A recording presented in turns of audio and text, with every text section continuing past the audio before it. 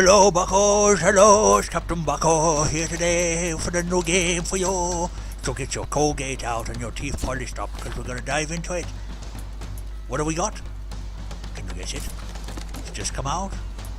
Not long ago. It's called Strange Brigade. Hello, that looks rather interesting. And basically, it's pretty much... There, you can hear me better now. It's a clone, really, of Black Ops Zombies and Left 4 Dead with some elements of Tomb Raider put in for good measure. Why do I say that? Well, there's puzzles in it. Lots of puzzles you gotta solve to like open the gates and the doors and stuff. Gotta find keys and gotta fight various different sorts of zombies and creatures, some like centipede things and some scorpion type creatures. So it's just lots of different sort of games, I suppose, all mixed into one. The graphics on it were actually really good. I'm running it in 4K here, and it's running really well. No lag, no slowdown. There's actually a benchmarking test you can do before you play the game to sort of give you an idea where your graphics card falls with the settings. I did it at 1080p and come up at 190 frames a second. So I thought, well, that's ridiculous. I don't need that much because I've only got a 60 frames per second monitor. So I put it in 4K with ultra settings all up on high, and did the test again, and it still came back as like 90 or 100 frames a second. For there you go. So I'm not sure what the graphic engine is. I believe it's Unreal 4 graphic engine, but whatever it is that they're using on it, it's really smooth and really well designed, and gives you a good good experience. So the game itself, it's not breaking any boundaries in originality, Buckos, I tell ya. Shoot zombies, kill the zombies, and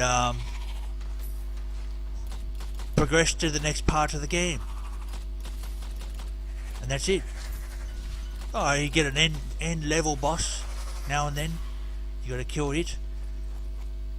You can play it with 3 other players online. Team up with some people.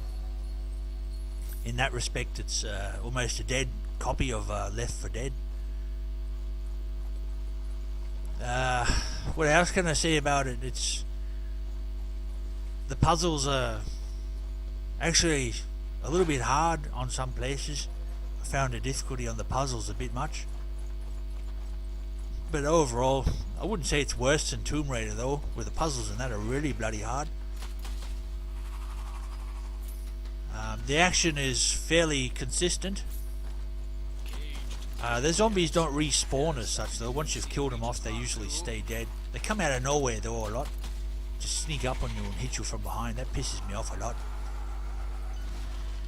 So overall, it's not a bad game as such. It's not a great game as such either. If you've got nothing else to play at the moment,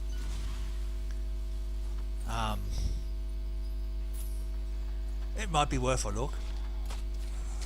But if you've got plenty of other games to play, like I have, I've got plenty of games to play at the moment. I've got too many. I'm still trying to finish Tomb Raider, still trying to finish Assassin's Creed Odyssey. Finally finished Red Dead Redemption, and I've bet a couple other games as well, but I've got plenty to keep me busy for a while. So I mean, I probably won't come back to it a lot. Look, I'm gonna give it, only because the graphic engine is really good and it runs really good on high ultra settings in 4K. I appreciate that they've done good work on that. I'm going to give it 3 out of 5 buck tips. I almost give it 2.5, but because it's running so good, I'm going to be a little bit more generous and give it a bit more of a score. As you can see here, what I'm doing is I'm buying a weapon. Now, what does that look like, buckos? Tell me that's not exactly like Black Ops Zombies. It bloody well is. You got to like buy different weapons and different doors and stuff. You can open them up. So, 3 out of 5 buck tips. Weapon variety, well, flamethrower is pretty good. You'll see it working in a minute.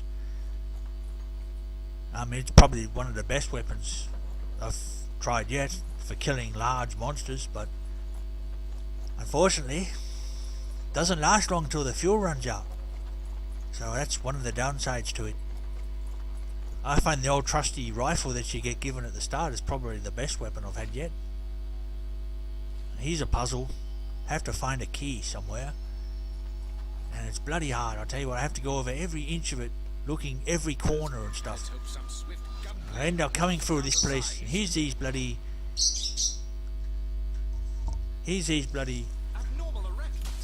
giant scorpion things I was telling you about. So we're going to choose the flamethrower and I'll give you a demonstration. As you can see, made short work of him and barbecued him up nicely. Same as his mate. There you go, buck tiff. Do this one too? Oh no, see, there you go, fuel's out. Fuel's out already, buckos. So, yes, flamethrower, a great weapon, but short-lived. We're about to come up to the,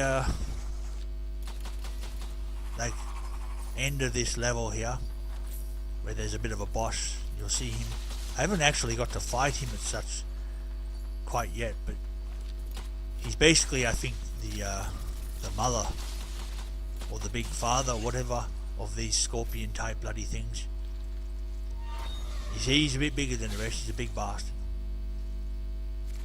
He scurries off. I haven't got to fight him just yet. You find these relic stuff and they do different things too.